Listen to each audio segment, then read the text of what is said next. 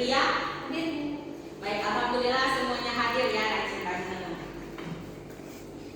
Jadi di sini kita akan mempelajari tentang teks cerpen. Sebelum masuk ke materi, ada yang tahu apa itu teks cerpen?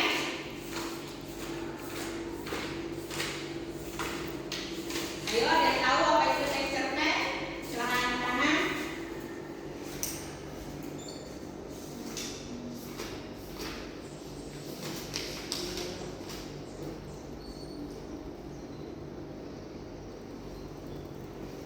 Ayo, ada yang tahu apa itu teks cerpen? Angkat tangan.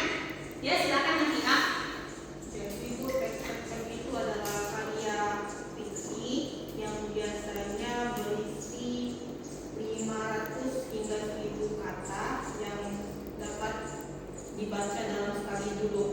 Ya, benar ya. Jadi teks cerita pendek itu cerita pendek yang tidak lebih dari 10.000 kata. Nah, dalam cerpen itu ada unsur pembentuk ya. Yang pertama itu unsur intrinsik dan unsur ekstrinsik. Jadi setelah tadi Nafia sebutkan bahwa teks cerpen itu adalah teks cerita pendek yang tidak lebih dari 10.000 kata, ada yang tahu apa bedanya cerpen dan novel?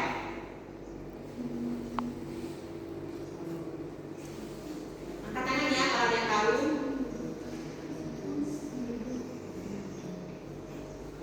Ya, Aulia. Kalau menurut pendapat saya itu kalau novel itu biasanya berbeda dari cerpen karena novel itu kan berisi suatu cerita peristiwa yang disusun secara per part atau berbab-bab. Nah, sedangkan cerpen itu biasanya berisi awalan, inti dan akhir. Seperti itu lah perbedaan dari teks cerpen dan teks novel biasanya yang saya ketahui. Ya, jadi benar sekali. Jadi kalau cerpen itu biasanya lebih singkat daripada novel, dan novel itu biasanya lebih memiliki alur cerita yang lebih lengkap.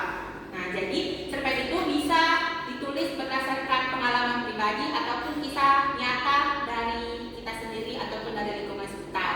Selanjutnya kita akan masuk ke penjelasan materi. Jadi disimak ya dengan baik-baik dan diperhatikan karena nantinya dari materi yang dijelaskan ini akan diberikan tugas ke kalian. Siap, Bu. Nah, yang pertama yaitu pengertian cerpen. Seperti yang Nafia katakan tadi itu benar. Cerpen adalah cerita pendek yang melukiskan suatu kejadian yang terjadi dalam kehidupan manusia secara ringkas dan jelas. Jadi cerpen ini dapat dibaca dalam sekali duduk dengan waktu kurang dari 1 jam dan memiliki jumlah kata tidak lebih dari 10.000 kata. Selanjutnya yaitu struktur teks cerpen. Struktur teks cerpen ini terdiri dari 6 bagian utama. Yang pertama abstrak, yang kedua orientasi, yang ketiga komplikasi, yang keempat evaluasi, yang kelima resolusi, dan yang keenam itu kodal. Sebelum masuk ke penjelasan struktur ini, ada yang tahu apa itu abstrak dalam struktur teks cerpen? Ya, Aulia. Abstrak itu pengenalan awal cerita, bukan ringkasan cerita sebelum memasuki masa orientasinya. Seperti itu. Baik. Benar, jadi abstrak ini merupakan gambaran awal dalam sebuah cerita yang nantinya akan dikembangkan oleh penulis untuk membuat rangkaian kejadian yang lebih kompleks lagi. Nah, selanjutnya yaitu orientasi. Orientasi ini berhubungan dengan tempat, waktu, dan suasana yang terdapat dalam cerita. Selanjutnya komplikasi. Komplikasi merupakan rangkaian kejadian atau peristiwa yang berhubungan dan bercerita tentang sebab akibat kejadian sebuah cerita. Nah, biasanya dalam komplikasi ini bisa terlihat karakter atau watak dari tokoh cerita. Selanjutnya evaluasi. Ada yang bisa jelaskan apa itu evaluasi?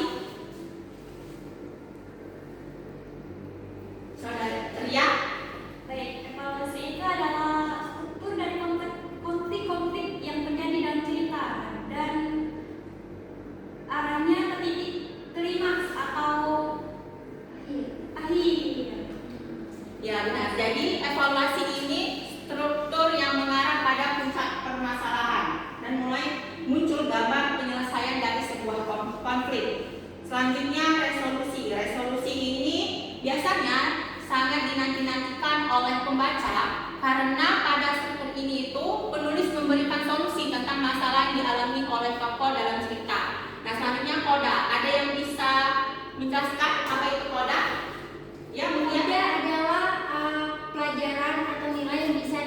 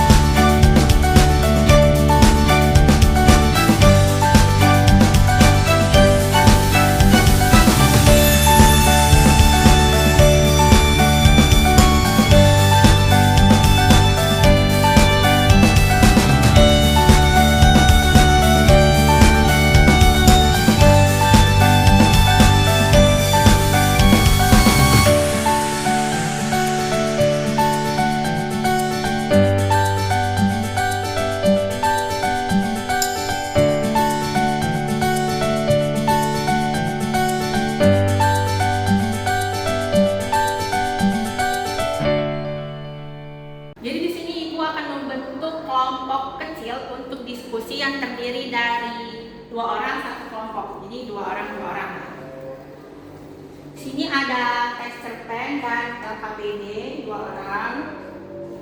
Ini contoh teks cerpen dan LKPD-nya. Jadi di sini kalian itu mengidentifikasi unsur intrinsik dan unsur ekstrinsik yang ada di dalam cerpen yang berjudul Sepatu Ditukar Makanan karya Maria Margareta Erawati yang diterbitkan dalam majalah buku tahun 2016. Jadi di situ kalian bisa lihat di LKPD-nya ada petunjuk pengerjaan. Di situ kalian bisa identifikasi unsur intrinsik apa saja yang ada di dalam teks cerpen itu dan unsur ekstrinsik apa aja yang ada dalam teks cerpen dan ditulis di LKPD-nya ya. Nanti setelah selesai diskusi, kelompok 1 atau kelompok 2 yang sudah selesai maju ke depan untuk mempresentasikan dan kelompok yang tidak maju itu memberikan tanggapan atau informasi tambahan terkait unsur-unsur yang ada dalam teks cerpen. Jika ada yang tidak dipahami, boleh ditanyakan ya kalau mengalami kesulitan.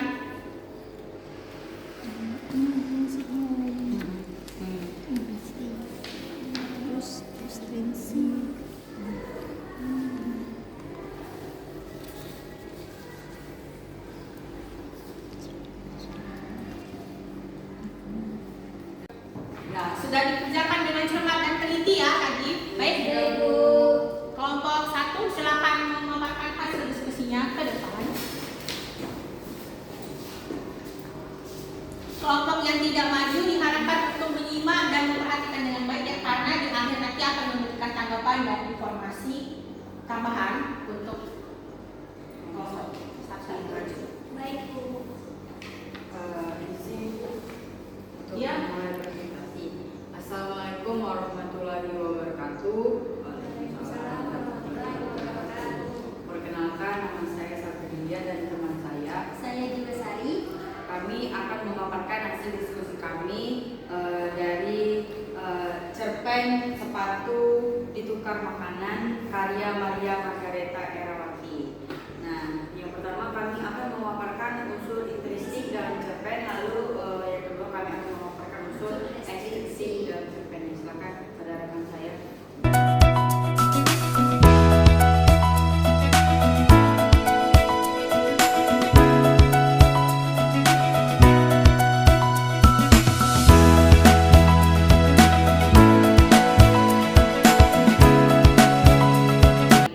Itu saja yang saya bisa sampaikan, Ibu.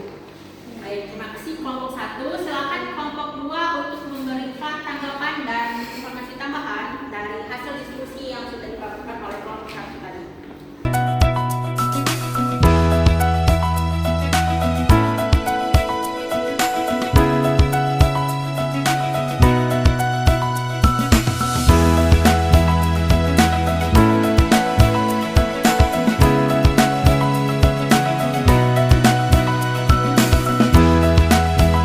Baik, terima kasih untuk kelompok 1 dan kelompok 2 yang telah memaparkan hasil diskusinya dengan baik. Jadi benar ya bahwa untuk kelompok 1 silakan duduk dulu sebelum Ibu memberikan penjelasan. Terima kasih Ibu. Ya.